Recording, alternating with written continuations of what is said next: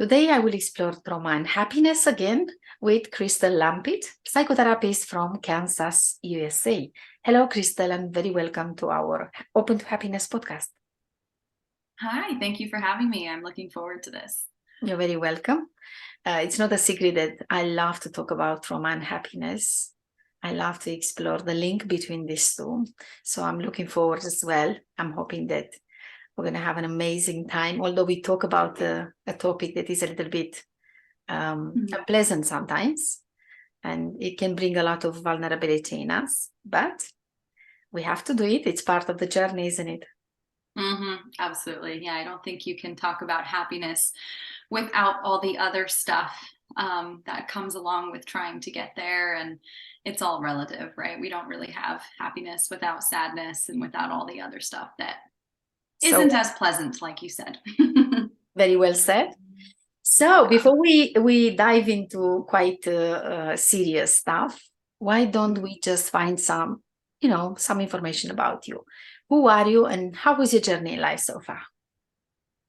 Yeah, so I am, like you mentioned, a therapist in the Kansas City Metro. I'm on the Kansas side, and I really have had it's been an interesting journey so far. It's been kind of a ride, not a straightforward one at all. I think is kind of how it is for most people. And I don't know if you find this in your work connecting with other therapists, but I feel like every therapist, psychologist, anyone in the mental health field has kind of their origin story of what brought them to the field, right? Of course. Yes. And so often it's not just a straight shot. It's, I tried this, I tried that, and then I realized I had to do this. And so that's kind of how it was for me. I did not start my career in mental health. I knew I wanted to work in mental health as early as, I don't know, maybe 16, 17. I remember really being interested in psychology. But at the time I had opportunities in journalism and television, and I felt like, well, I should see where this goes. And I started my work in documentary filmmaking, featuring primarily women's stories. So I had a passion for helping women, telling their stories, and it was a really cool avenue to explore for a while. But it wasn't always the most regular work. So I eventually worked at a news station, and that was sort of my first big girl job, so to speak. And it was wonderful for a time and also very stressful. So I kind of kept bumbling around. I dabbled in modeling. I dabbled in teaching. I was a preschool teacher at one point living in Australia. I loved traveling. I grew up overseas. So when people ask me where I'm from, I'm like, okay, well, I live in the United States, but I was born in Egypt. I was raised mostly in Indonesia, and my parents are American Indonesian and a lot of other things in between. So I moved around a lot as a kid, which is probably giving you some of a heads up as to why mental health became a really important topic for me as I was exploring all of these confusing life transitions throughout most of my life. So eventually around 28, 29, I was really tired of working all the time.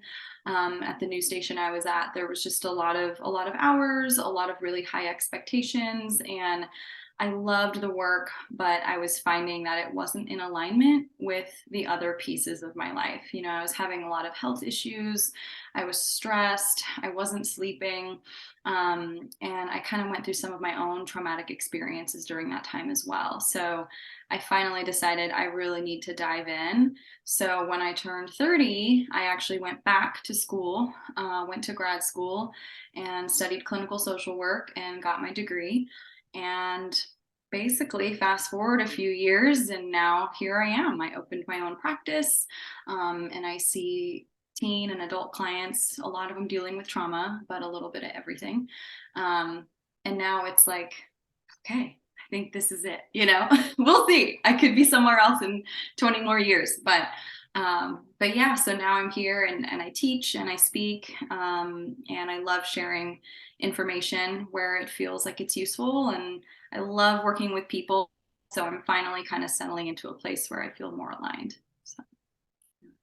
Thank you so much for sharing your beautiful story. It's very empowering to hear how it started and how it developed. We actually share something in common. I mean, more than the profession we follow today. I've been a journalist when I was young myself for about 5 years, writing for the local newspaper. And it was a very revealing and giving experience for me. I absolutely loved it. It's a wonderful field to be in. But as you mentioned, it's very intense. And I couldn't see myself doing this forever. And again, it wasn't aligned with my values at times. I didn't feel I find myself totally in this line of work. So thankfully, I followed my heart and my plan since I was also very young, and I studied psychology. So we have a lot in common, Crystle. Although we've moved through the world in different places of the world, and we've experienced different, bits of life experience here and there. So when you look back now from where you find yourself today, Crystle, what would you say your relationship with happiness has been throughout the years? You know, as I mentioned, I moved around a lot growing up. And in my family, we didn't really talk about feelings. Mental health wasn't something. This is probably also pretty typical of a lot of AAPI, Asian American cultures, where we just didn't talk about what was going on very frequently. We were all busy, and my parents were overwhelmed, and so happiness was this really elusive thing. I think the way I think of it is it's an emotion, so I know even defining happiness, and we've talked a bit about that, is defining happiness is kind of a unique, it's different for everyone. The way I see it is in a couple of different ways. So there's the happiness, that's the emotion. That lets us know when something feels good, when something feels right. It's fleeting, just like all the other emotions, like the good news is it doesn't last forever, or the bad news is it doesn't last forever. The good news is, neither do the others though. Neither does sadness, neither does.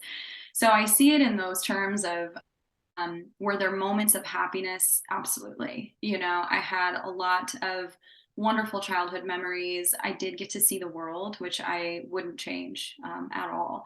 I got to have a lot of cool, unique cultural experiences. And those were happy times for sure. I have great, great memories.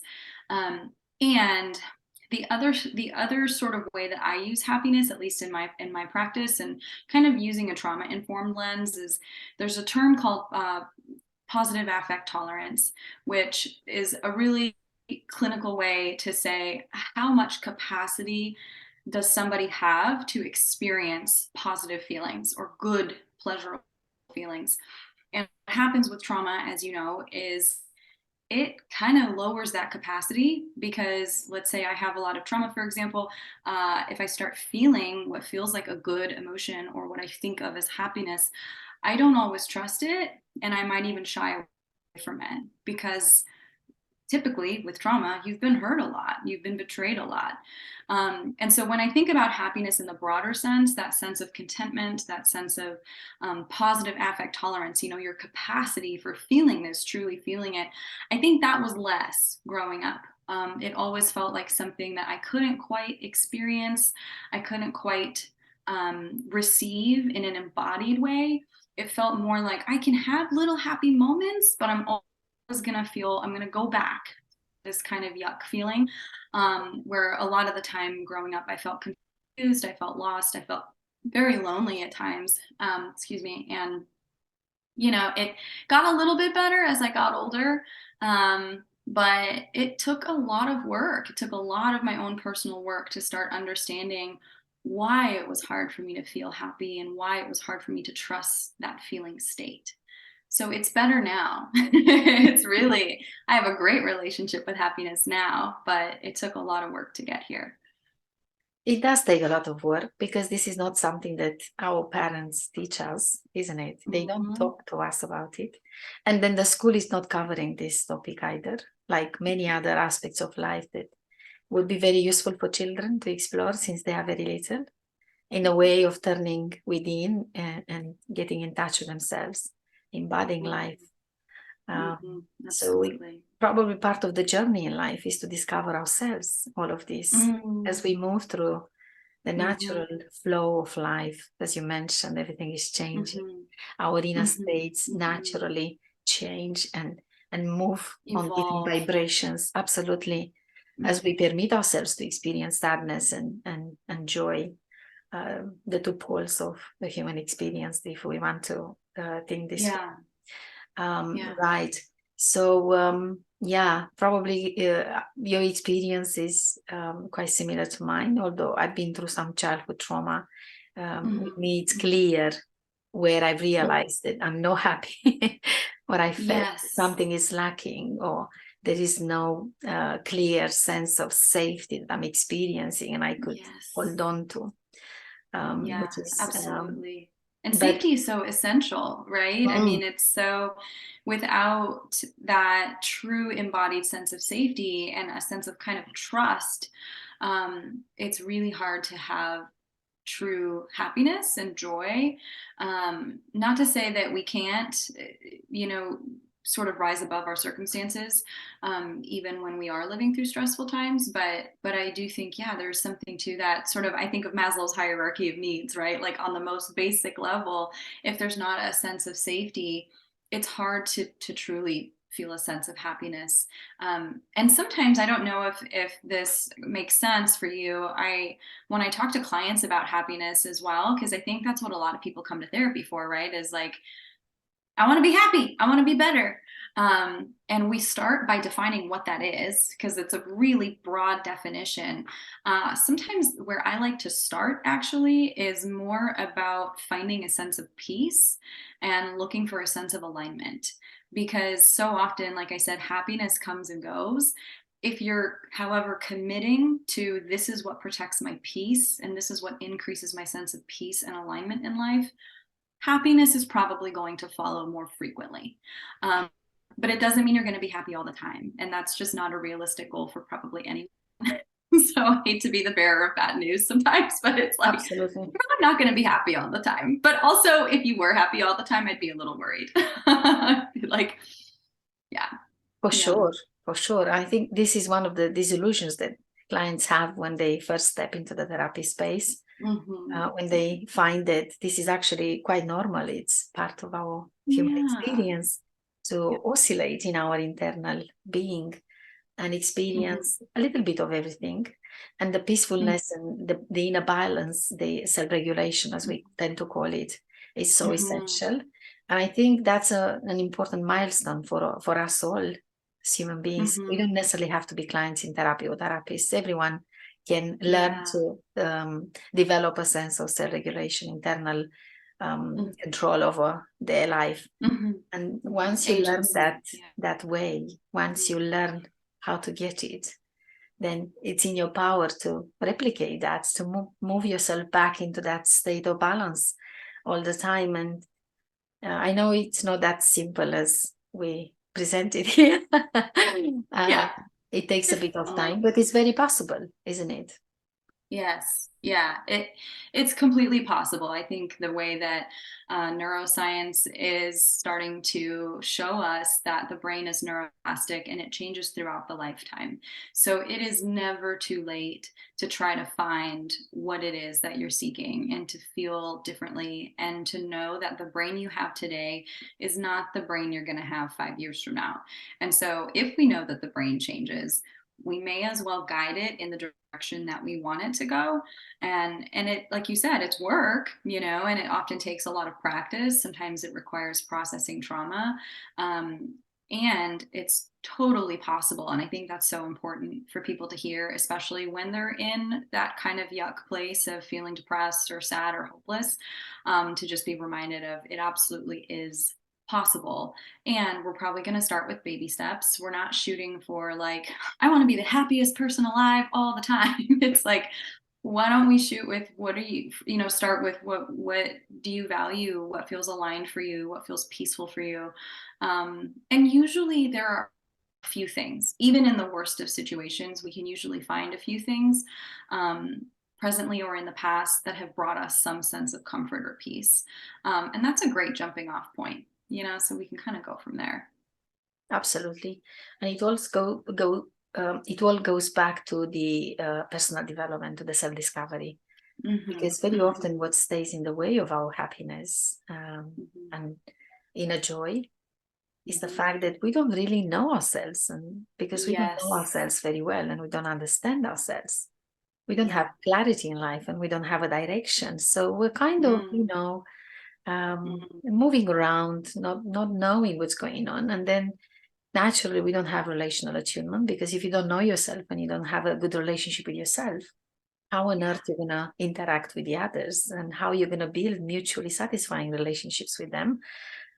So it's all linked in a way. So the journey starts with us and our clients in therapy with the self-discovery. Such an important bit. Although it starts from trauma or from something different, it goes naturally towards unpacking the past and getting some more clarity in the present moment. Absolutely. What is your view on moving through hardship in life and being able to retain a sense of openness to joy and happiness? Yeah, and as we were saying earlier, we wouldn't have a sense of what happiness is if it wasn't for sadness, pain, loss. In one of the types of therapy that I do in my practice, it's called somatic experiencing, and I think more people are familiar with it now.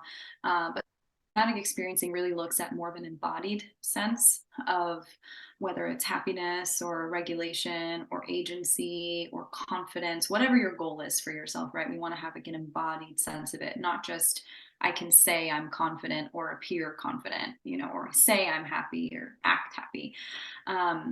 So one of the definitions that they talk about when we're defining a healthy nervous system is, because so many people come in thinking, well, I just want to get rid of these parts of me. I just want to get rid of like my sad parts, and I want to get rid of my angry parts. And I yelled at my kid the other day and I'm so mad. I wish I would just stop being mad, and they want to get rid of these things.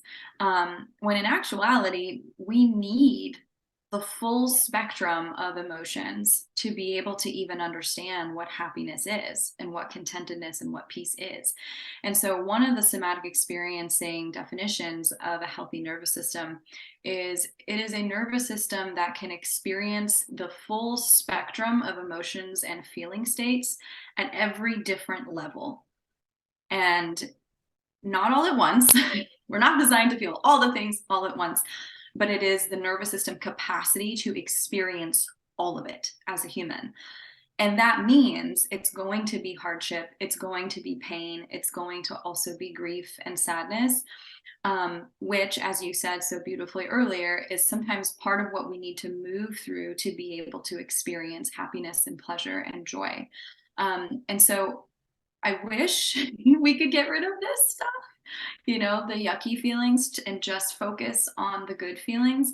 But the way that I like to think of it is those are all those emotions, those sensations that you're experiencing. They are all part of raw data points about your experience that we need as good information to guide you in your life, to guide you towards what you want more of and what you want less of. So if we numb out pain, or if we try to get rid of it, or we try to get rid of anger or suppress anger, we're losing valuable information about what we want and what we might need. So every time there is an emotion, it is always connected to a need or a want or some kind of desire. So we don't want to lose that. And it is possible to be going through something really difficult and something awful that you never want to experience again, and to also still be able to sort of mine the gold within that experience of what is this teaching me about my life? What is this teaching me about what I like, what I don't like? What is this teaching me about patterns that maybe I want to stop? And even in the worst of scenarios, I want to be mindful of, I don't think you have to go through trauma or horrible things to be a well-rounded, happy, healthy person by any means. But part of the human experience, I believe, is inherently always going to include some kind of pain.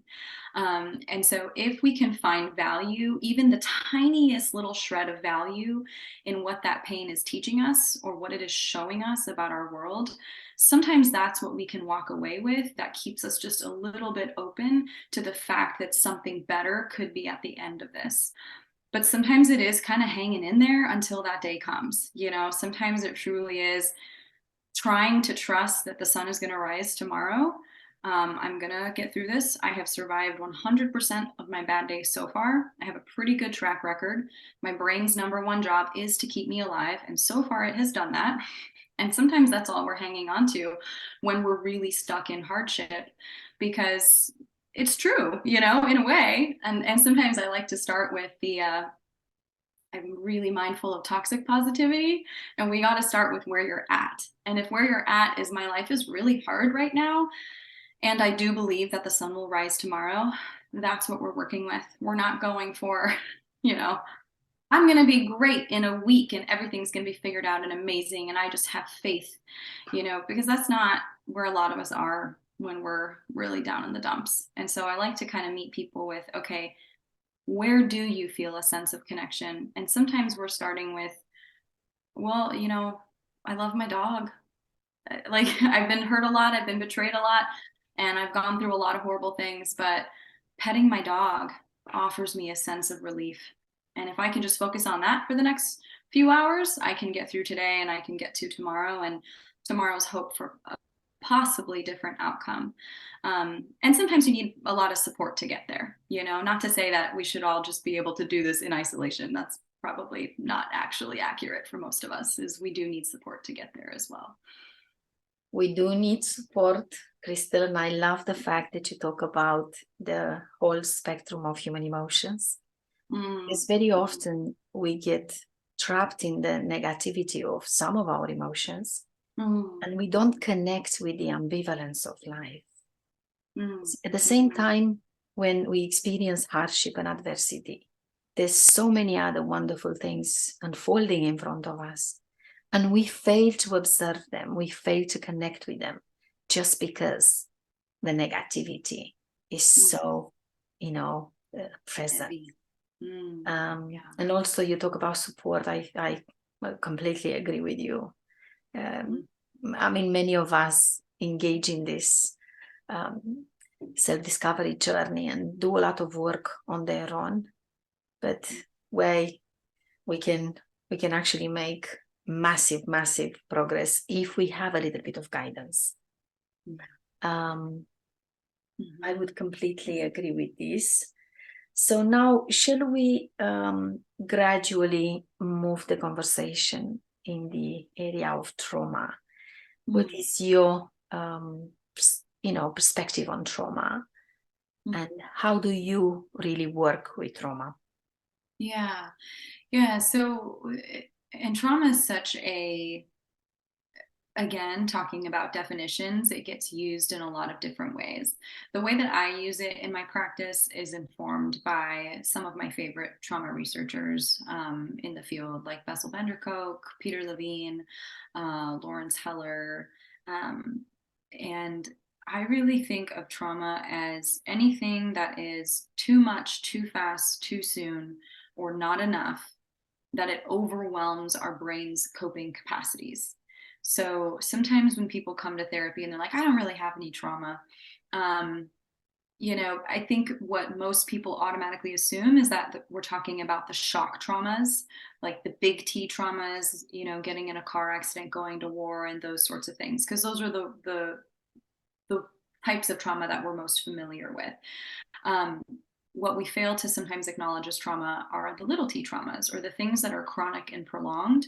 And really, it's anything that overwhelms your nervous system's coping capacities. So it might look very different from person to person, but this can be things like emotional neglect. And we know that the earlier it happens, and the more prolonged and the more severe it is, the harder it is to process and resolve later in life. Still possible, but we just know that when you're a little baby, 0 to 3, that's when a lot of your attachment system is forming. That's when you're learning a lot about the world, and things that happen during that age range you're very sensitive to. You just don't have a lot of resilience yet. But it can happen anytime. It can be developmental trauma. It can happen in adulthood.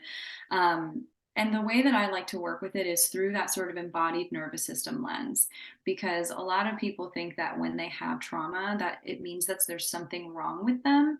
And I really try to normalize it as a really common part of the human experience.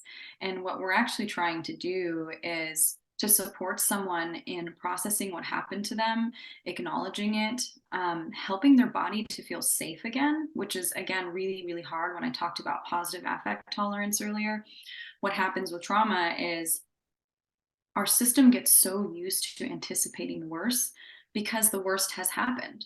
And maybe it's happened over and over and over again. So when people tell me that I'm just an anxious person, anxiety is usually an alarm signal. It's not just that you're a high-strung, anxious person. Is it possible? Sure, that your nervous system has some predispositions genetically to being a little bit more activated than someone else's. Absolutely. We know it's nature and nurture. We know it is genetics, and it's also environment that impacts the way that you present.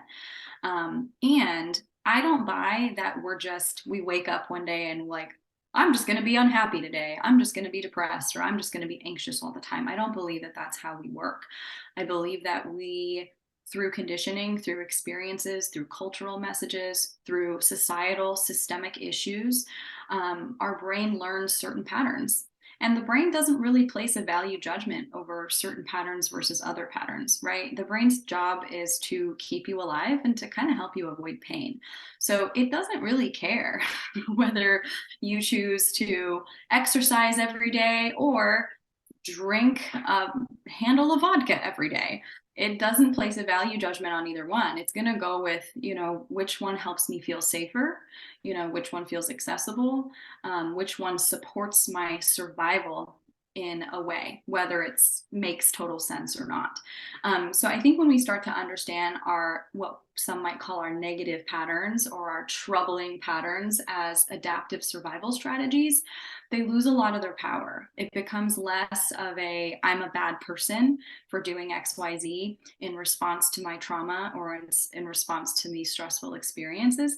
And it becomes more like, oh, it makes sense. That's my brain trying to protect itself. So first I like to really define what we're even talking about when we say trauma, and defining and distinguishing between things like trauma and the diagnosis of PTSD, because that's going to come with a specific cluster of symptoms. So seeing it really as something that exists on a spectrum, and how many of our unconscious patterns that we think are just who we are often actually adaptive survival strategies in response to stressors. So what happens when they become really, really overwhelming, that's when we talk about it as feeling more like trauma.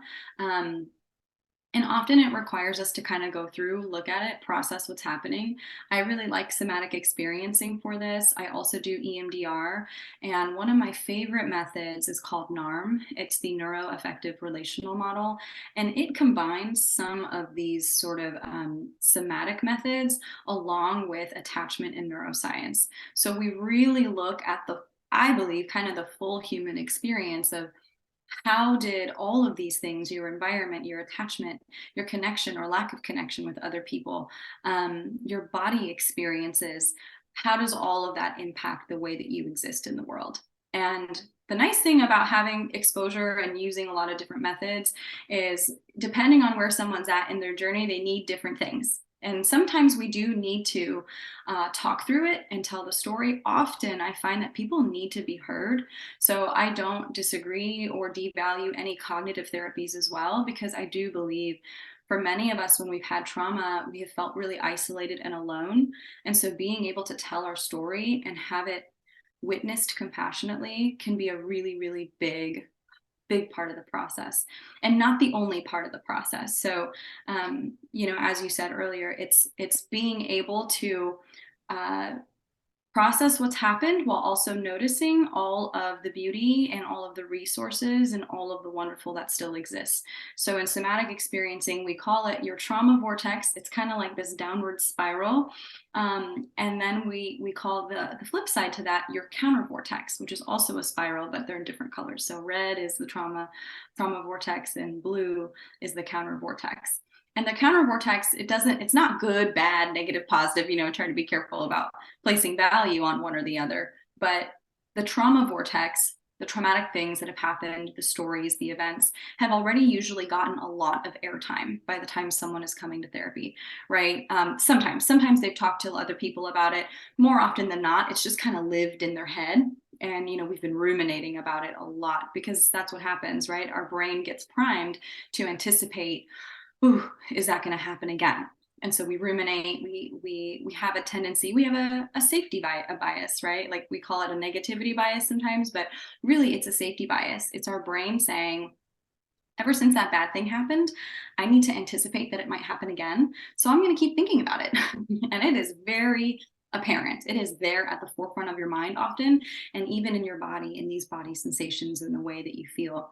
The counter vortex, on the other hand, these are all the resources that we have. This is the beauty around us. These are the good things that we have, the people who nurture us, the pets who love us, the nature that supports us, and the job that we love. It can be anything, right? It can be your favorite scent. It can be your favorite food.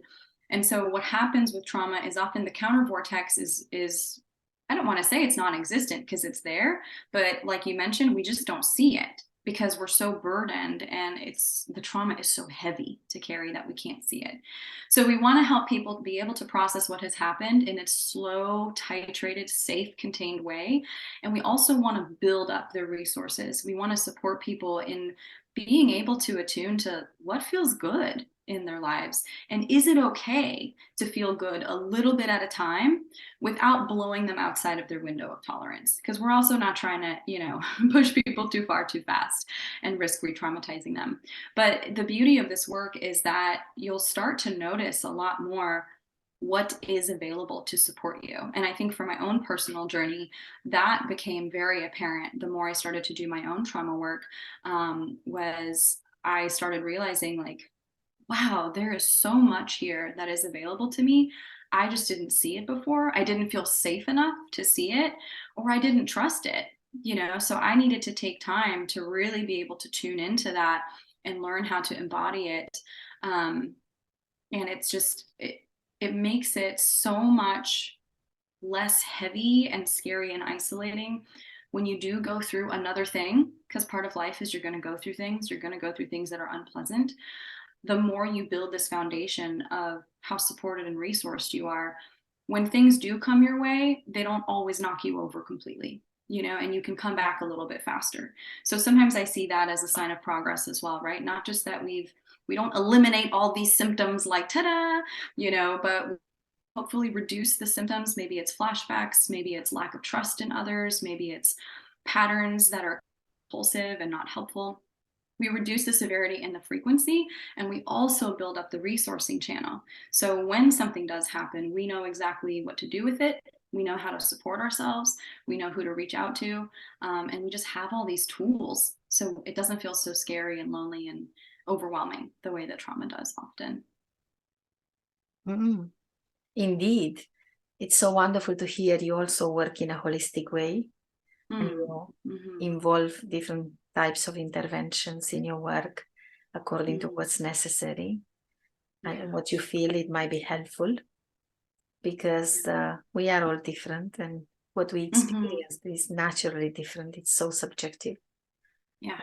But it's amazing to hear how you see people's lives changing, going through this process, and how you spoke about your own understanding of the trauma work you've been doing, because it does work and it does change his lives. It's just a matter of readiness sometimes.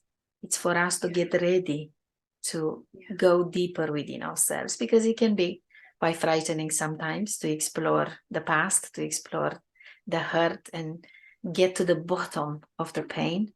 I always say to my clients that the source of your healing. It's actually the source of your pain. So we need to, walk the journey back into the pain to unpack everything, and then remove ourselves and bring ourselves into a state of balance and blissfulness.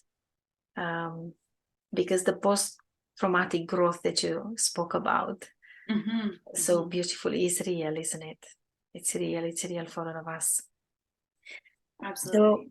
So, Crystle, I wonder if you are working with transgenerational trauma, or if you're interested in this. In my case, naturally, trauma happened in childhood, so in the family, within the family environment. It was a relational trauma caused in the relationship with others. And whether it's lived trauma for some of us or inherited, that becomes irrelevant at some point when you start the journey, because you're going to go into all sorts of corners and you're going to touch all sorts of growing edges. It feels like there's always something new showing up the more you permit yourself to actually go within. But in my view, what happened to me has a significant transgenerational component, because unpacking my father's life and moving into my grandparents and even further, I'm discovering naturally all sorts of connections that tend to explain why my father was a traumatized child himself that never healed. And then he ended up abusing us or treating us unpleasantly or creating an atmosphere in the home that wasn't nice and healthy and safe and loving sometimes.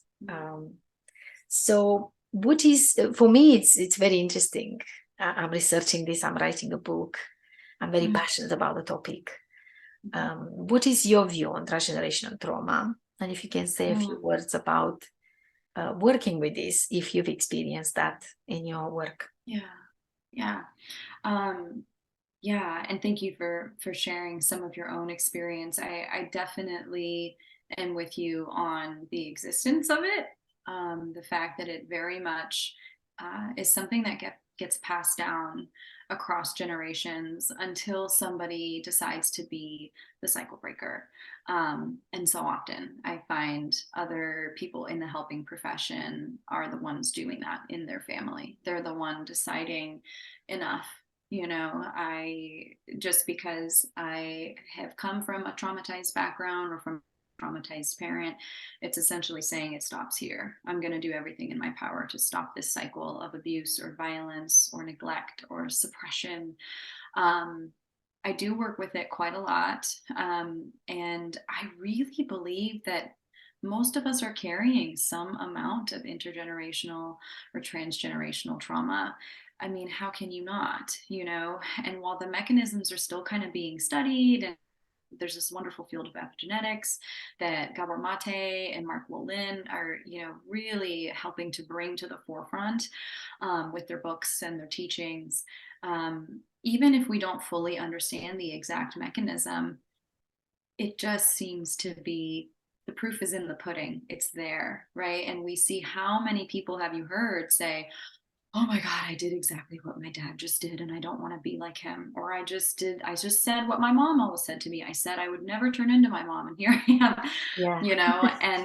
And it's just so common. And often that's how we're starting to learn what we want and what we don't want is, right? We start with what we don't want. We start with, I didn't like that as a kid, so now I hope I can be better with my own kids or with my own relationships.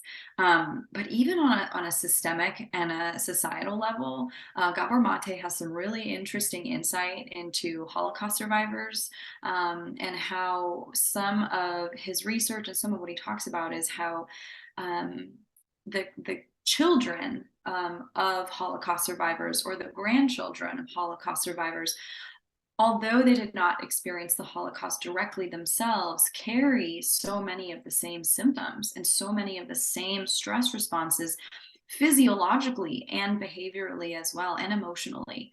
And so I don't think we can deny its existence. I think we will continue to find the the pathway, so to speak, but it already seems to be a little bit of genetics and environment and cultural conditioning and messaging. And I do find a lot in my work with women in particular, and working with adoptees. I work with a lot of not parent expected cases. So people who are discovering that their parents, through genetic testing, maybe their biological parents aren't who they thought they were. And a lot of the Asian American or AAPI community and people of color, just finding how many similarities, whether this person knew their grandparent or their great great great grandparent or not. We will process trauma sometimes. I was talking about this the other day in an EMDR session where I've had people experience something somatically that they can't explain, or have images or beliefs or a high level of nervous system activation, like the anxious person, right? And in EMDR, they'll have this sense of just something bad is about to happen and I'm not going to survive it. And a lot of the time, sometimes it's pre-verbal, sometimes it's not even theirs, but something about their system is responding to it and expressing it. And one of the times I remember I've had a client say, I feel like I have this pain in my left shoulder, and for some reason it just keeps coming up when we talk about this. And then we'll discover that while that client was in utero, mom got into a terrible car accident. And it impacted that part of the baby, or something that happened to them as an infant that they would have no explicit memory of, but there is implicit memory of. And how many of these things are also just similar, right? Like, oh, my mother went through something like this and my mom had these exact same symptoms. And so it's just an interesting piece of the puzzle that I hope more and more practitioners are including in their assessments, because while we'll never know the whole story, and the good news is you don't have to know your story to heal from it. So the beauty of somatic work and the way that neuroscience is sort of heading, what we're finding is you can integrate and process through sensations, through emotions, through a felt sense. And it doesn't have to be attached to a story. It doesn't have to be attached to a specific memory. So we can have things that happened pre-verbal, or we can have things that we're repeating from a lineage. For example, with women suppressing themselves, coming from a long line of women who were suppressed or oppressed in their community. That one is a really common one. And I see it with just about every woman I work with, every single one. And especially in oppressed groups, especially in people of color. And it makes sense, when we look at the history books, it makes sense that suppressing yourself, if that was a survival strategy, right? If not expressing my emotions, if disconnecting from myself and betraying myself is how I survived as an oppressed population, it makes sense that I might continue doing that, even though now I'm an adult, and even though now I might have a safer environment and I might have more choices. There is still this part of the brain that also existed in your mother and your grandmother and her grandmother that says, ooh, but don't have needs. Don't be your authentic self. Don't show that part of you, because it could be dangerous and you could die from it. And so again, coming back to the piece of the brain's number one job is to keep you alive. It's really geared more towards that than some of the other things that you might want for yourself, like happiness or authenticity, or those are wonderful things that you can have and you can absolutely access. And often it comes with a recognition of what you've been through and what your lineage has been through. Again, whether it's a cognitive story and an understanding, I think it's really cool when we can get it confirmed. Every now and then I'll have someone say, I just have this feeling that something bad happened when I was around 2 years old, and my, this side of me has shooting pains. And then they'll talk to their mom and they'll find out, oh yeah, when you were a kid, you fell on that side and you strained this and you had to have surgery. And they're like, how did you know that? And the truth is, like, they don't. We just explore the pain, and then every now and then we can get it confirmed by someone who was there and who remembers. And that's always cool. I always feel like that's validating, right? It's like, wow, that is incredible that your body and your brain remembered that and brought that up as we were processing it. But like I said, it's not required. You can, through safety, through safe connection, especially the relationship, that therapeutic relationship is huge. A lot of healing can be done, even if you don't remember, or even if nobody remembers. But I like to just invite people to really trust their instincts and to trust what they feel in their body, and to trust that, it's not just a coincidence. It's not just, you're not just this way just Yeah, because, there's a reason. it is indeed. And you cannot observe it. You're so right. And thank you so Mm-hmm. much for bringing this Mm-hmm. beautiful exploration on your understanding Mm-hmm. of transgenerational trauma. Towards the end now, Crystle, as we are Mm-hmm. approaching the end of our podcast, Mm-hmm. can you share with us your best 3 learnings Yeah. to live a happy, fulfilling, and wonderful life? Yeah. Yeah. Such a great question. It's hard to really to distill down Choose. into Yeah. just 3, right? But I think, I think a good starting place, let's say, number 1 is really invest in your village and healthy, fulfilling, satisfying social connections. So the research is really clear that social support is one of the greatest protective factors against pretty much everything. Everything you can experience that doesn't feel good. Mental health issues, physical health issues. They say we're in a loneliness epidemic right now. So really investing in your social support systems, finding people who are life-giving, who you just feel good around. That's part of a lot of trauma healing as well, right? Is having safe people around you. Some of the research indicates that even if you go through something horribly traumatic, objectively traumatic, like an earthquake, or you lost your home in a fire, or something that most people would agree is traumatic, if you have social support afterwards and you have enough of that compassionate witnessing and you feel safe afterwards and held afterwards, you may never develop PTSD. On the other hand, if you go through something really stressful and traumatic and then you're alone in your pain, that is what can lead to PTSD. So I cannot emphasize the importance of social support enough as a protective factor and as something to just continue investing in, where you can. And again, you can start small. Some of us are not lucky enough to have a huge group, or you don't need a huge group, right? But a lot of us don't have that right off the bat, but you can start with a pet. If you connect with a hamster, if you connect with a tree, I don't really care. What do you feel connected to? And if you can find safe people as you work through, if there is stuff, if there is betrayal trauma, if there is relational trauma, starting with a therapist often can be one of your first safe relationships, with a good therapist. And I really, really invite people to make sure that they feel safe with their therapist. So if that's part of what you want, that connection and working towards that, I think most people really benefit from social connection and safe relationships. The second one I would say is, we were talking about suppression earlier, and I really encourage people to not suppress their feelings and to really use their emotions and even their sensations as raw data about their experience and sort of as a guiding compass for their lives. Because if you can learn how to decode what's happening in your nervous system, and if you can learn to understand and identify your emotions, you're going to get really important information about your next steps. Even if it's as simple as, this feels good to me, this does not feel good to me. Good. That's good information. So now we have a baseline of what might you need, what might be needed to support you. And so sometimes suppressing emotions or ignoring them or dismissing them, as many of us were taught to do, really does a disservice to your mental health, and to your general well-being and to your happiness. So really learning to pay attention to, what are these signals communicating to me about my life, about my experience. And then the last one I would say, which it kind of ties into the second one. So if you're doing the second one really well, you'll be able to do the third one.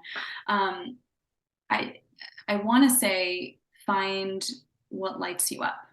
Find what in this world gives you a sense of purpose or a sense of meaning. For some people, that's finding something larger than themselves to invest in. For some people, it's as simple as enjoying themselves, you know, and taking pleasure in a hobby, and that being their contribution, right? Like I think sometimes when we hear the word purpose or meaning, we assume it has to be something really big and really altruistic, and it can be, absolutely. I know a lot of people who get great pleasure and meaning and happiness out of life by volunteering, by rescuing animals, by being a helper. You know, it can absolutely be that. And I also believe it can be as simple as investing in what brings you joy and being able to share that with others, you know, or even just in your corner of the world. I know some people who are just really excited about scuba diving, and that's their lives. And when I talk to them and I see how passionate they are about it, it gives me energy, it gives me life. So you can really contribute to the world in a lot of ways. That doesn't have to be what you might think meaning or purpose looks like. But whatever that is for you, even if it's just as simple as, yeah, a hobby, being a good parent, breaking the cycles, which is really hard work, you know, breaking the cycles of generational trauma, or being a helper, you know, contributing to your community in some way. I do find that having a sense of purpose, having a sense of meaning, using your emotions and your sensations as a guidepost for what that is for you. And this is evolving, right? I'd like to just name that for most of us, it's not going to be one thing. It's going to be a lot of things, and it's going to evolve with our life stages and our lifespan. And so really finding what that is for you. You know, what is it that lights you up, and can you do more of that? And can you bring that to the world and to the people that you love? And I really think that helps support a general sense of peace and well-being and even happiness. Connection, expression, and purpose. What a beautiful way to end this chat. Where can people find out more about you, Crystle? Yeah, man, I should have had you write that. That was really good, really succinct. Connection, expression, purpose. Yeah. You can find me on Instagram. So my handle is at Crystle Lampitt, CrystleLampitt. And my website is clwellnesskc.com. So just my initials. Feel free to reach out and follow along for the journey if you would like. I do enjoy sharing some of these thoughts on Instagram as well, and I do touch base there from time to time. So yeah, come say hi. Amazing. Thank you so much, Crystle. I'm very grateful for the time spent here with you and for sharing your wisdom with our watchers and listeners. Thank you so much. Thank you. Thanks for having me.